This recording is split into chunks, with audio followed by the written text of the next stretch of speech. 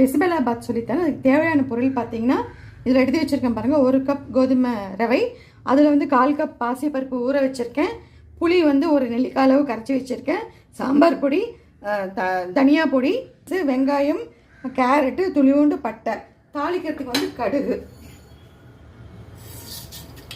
First வெங்காயம் நல்லா கொஞ்ச நேரத்தில் வதக்கலாம். பட்டை வெங்காயம் நல்லா பொரிஞ்சிட்டு கேரட், பீன்ஸ், ஒரு குட்டி உருளைக்கிழங்கு வந்து புளி தண்ணி விடுங்க.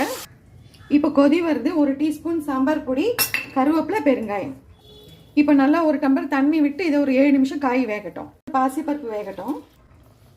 இப்போ இந்த பாசிப்பருப்பு கூட போட்டிருக்கோம் இல்லையா, இது கூட கோதுமை ரவை போட்டு ஒரு 3 கப் தண்ணி அளவு அதில் விட்டுடலாம். விட்டு எனக்கு 1 கப் தண்ணி தேவைப்பட்டது. இந்த தனியா பொடி இதில் போட்டு ஆஃப் பண்ணிடலாம். நம்மளோட கோதுமை ரவை பிசிபெலாபாத் ரெடி ஆகிடுது. உங்களுக்கு இந்த ரெசிபி பிடிச்சிருந்ததுன்னா லைக் பண்ணுங்கள், ஷேர் பண்ணுங்கள், சப்ஸ்கிரைப்